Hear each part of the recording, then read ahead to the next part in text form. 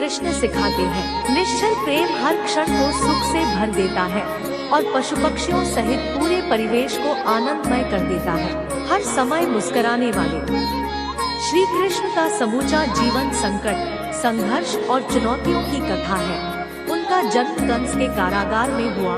जैसे तैसे नवजात कृष्ण सुरक्षित गोकुल पहुंचाए गए, मगर बड़े होने तक पूतना सहित अनेक राक्षसों ने उन पर घात लगाई। जरासंध के भय से उन्हें कुटुंब सहित मथुरा छोड़ द्वारका बसानी पड़ी। महाभारत का युद्ध हुआ, जिसमें उनकी इकलौती बहन सुभद्रा के पुत्र अभिमन्यु की निर्मम हत्या हो गई। गांधारी ने कृष्ण को उनके कुलनाश का शाप दिया और कृष्ण की आंखों के सामने उनका सारा कुटुंब आपस में लड़कर मर गया।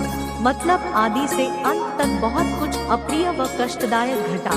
बावजूद इसके कृष्ण की आंखों से कभी आंसू न निकले। हर प्रतिकूल परिस्थिति में कृष्ण सदैव मुस्कुराते ही रहे। ईश्वर होकर भी साक्षी भाव से दृष्टा बने, सब स्वीकारते हुए सहज बने रहे। श्री कृष्ण सिखाते हैं, जीवन में कितनी भी प्रतिकूल परिस्थिति क्यों न हो, उसका मुकाबला मुस्कुराते हुए ही करना चाहिए। स्त्रियों के कृतज्ञ और रक्षक। श्री कृष्ण स्त्रियों को मान देने व उनकी रक्षा करने में सदैव अग्रणी है। श्रीमद् भागवत पुराण के रास पंचाध्याय में निर्मल प्रेम के लिए वे गोपियों के प्रति कृतज्ञता ज्ञापित करते हैं, तो जन्मदात्री माँ देवकी के साथ ही पालन करने वाली यशोदा की कृपा को पल पल सादर बखानते हैं। वे भीम को प्रेरित कर स्त्रियों को बंदी बनाए रखने वाले जरासंध का वध कराकर बंदी स्त्रियों को मुक्त कराते हैं। सखी द्रौपदी के मान की रक्षा के लिए चीर बढ़ाने का चमत्कार करते हैं, तो अपने भांजे अभिमन्यु की मृत्यु के बाद उसकी विधवा उत्तरा का दुख दूर करने के लिए उसके मृत जन्मे पुत्र परीक्षित को पुनर्जीवित कर देते हैं। गुरु सांदीपनी की पत्नी की आज्ञा पर खोए हुए गुरुपुत्र को वापस लाकर गुरुदक्षिणा अर्पित करते हैं और क्रोधित गांधारी के कुलनाश संबंधी शाप को भी सिर झुकाकर स्वीकार लेते हैं, इसलिए कि कृष्ण स्त्री की महिमा को जानते और मानते हैं। श्री कृष्ण सिखाते हैं, जिस समाज में स्त्री का सम्मान और उसकी रक्षा होती है, वही मंगलमय उन्नति कर पाता है।